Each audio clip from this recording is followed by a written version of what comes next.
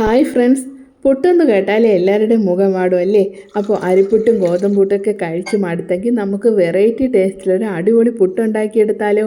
അപ്പോൾ ഞാനിവിടെ 2 കപ്പ് പുട്ടുപൊടി എടുത്തിട്ടുണ്ട്. പാക്കറ്റ് പുട്ടുപൊടിയാണ് എടുത്തിരിക്കുന്നത്. ഇതിലേക്ക് ആവശ്യത്തിന് ഉപ്പ് ചേർത്ത് കൊടുത്ത ശേഷം 2 കപ്പ് പുട്ടുപൊടിക്ക് 2 കപ്പ് വെള്ളവും ഒഴിച്ച് 15 മിനിറ്റ് നമുക്കിത് കുതിരാനായിട്ട് മാറ്റി വയ്ക്കാം.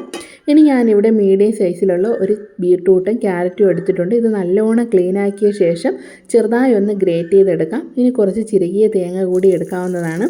ഇനി ഒരു പാൻ ചൂടാക്കി ഇതിലേക്ക് 1 ടീസ്പൂൺ നെയ്യ് ഒഴിച്ചു കൊടുത്ത ശേഷം നമ്മൾ നേരത്തെ ഗ്രേറ്റ് ചെയ്ത് വെച്ചിരിക്കുന്ന ക്യാരറ്റും ബീട്രൂട്ടും ഇതിലേക്ക് ഇട്ട് കൊടുക്കാം. ഇനി നല്ലോണം ഇതൊന്ന് കുക്ക് ചെയ്തെടുക്കണം. ഇത് നന്നായി കുക്കായി വന്ന ശേഷം ഇതിലേക്ക് 1 ടേബിൾ സ്പൂൺ പഞ്ചസാരയും 1 ടേബിൾ സ്പൂൺ പാൽപ്പൊടിയും കൂടി ചേർത്ത് കൊടുക്കാം. പാൽപ്പൊടിക്ക് പകരം നമുക്ക് 1/4 കപ്പ് പാൽ ചേർത്ത് കൊടുത്താൽ മതി.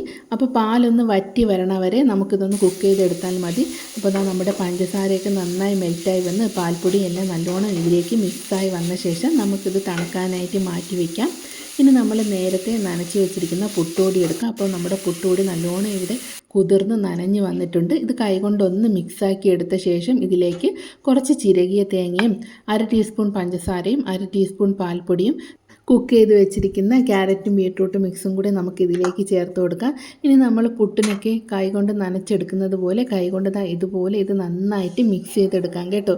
ഇനി നമുക്ക് ഇതൊരു പുട്ടുകുറ്റിയിലേക്ക് മാറ്റാം. ഞാൻ പുട്ടുകുറ്റിയിലേക്ക് കുറച്ച് തേങ്ങ ഇട്ട് കൊടുത്തിട്ടുണ്ട്. ഇനി ഇതിന് മുകളിലാക്കി നമുക്ക് മാവ് മിക്സ് ഇട്ട് കൊടുത്ത് ഇതിന് മുകളിലായിട്ട് കുറച്ച് തേങ്ങ കൂടി ഇട്ട് കൊടുത്ത് നമുക്കിത് സ്റ്റീം ചെയ്തെടുക്കാവുന്നതാണ്. ഒരു 5 മിനിറ്റ് സ്റ്റീം ചെയ്തെടുത്താൽ മതി. നമ്മുടെ പുട്ട് ഇവിടെ റെഡിയായി. അപ്പോൾ എല്ലാവരും ഈ റെസിപ്പി ട്രൈ ചെയ്ത് നോക്കുക. ഒരു വെറൈറ്റി ടേസ്റ്റിലുള്ള പുട്ടാണ് കേട്ടോ. എല്ലാവർക്കും ഒരുപോലെ ഇഷ്ടപ്പെടും. അപ്പോൾ വീഡിയോ ഇഷ്ടപ്പെട്ടാൽ ലൈക്ക് ചെയ്ത് അടിപൊളി റെസിപ്പികൾക്കായിട്ട് നമ്മുടെ ചാനലൊന്ന് സബ്സ്ക്രൈബ് കൂടി ചെയ്തേക്കണേ.